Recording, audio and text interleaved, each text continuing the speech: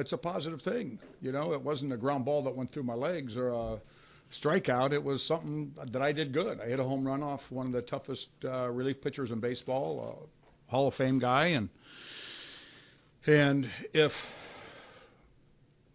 I did not use an illegal bat, which I didn't. It was proven I didn't, but suspected of using an illegal bat.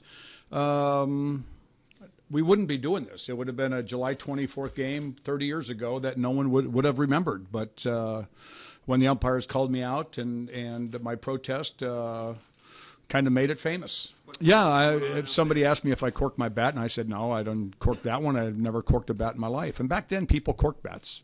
And I never corked one. And so we're just sitting there watching, and Frank White says, man, you got a lot of pine tar on there. I remember John Mayberry, I think, got called out on one of those, last year or not last year, but when I first came up to the big leagues or something.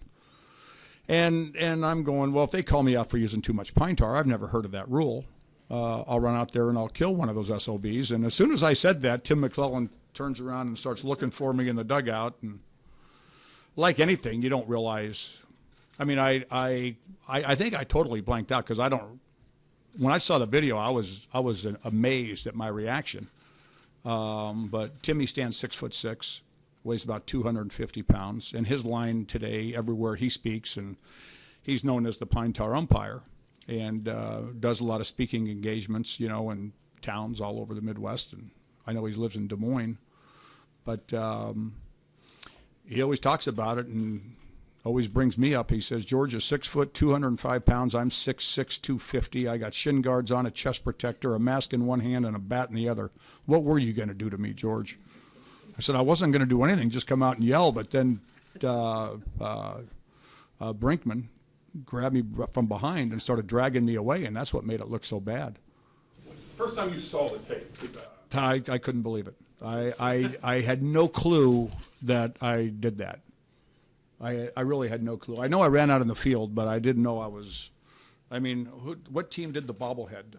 The George Brett bobblehead this year. It was Omaha or it was Lexington.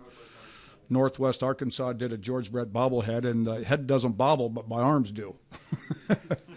And about a week later, when I got my bat back from Emory Air Freight, don't even know if they're still in business, but I used that bat a couple days. And Gaylord Perry was on our team, and Gaylord said, George, you're using a very, very expensive bat right now. That bat's worth a lot of money. And I remember taking some alcohol and towel and cleaning the bat up until 18 inches. I even drew a little red line where the 18-inch mark was. Kurt knows that, right?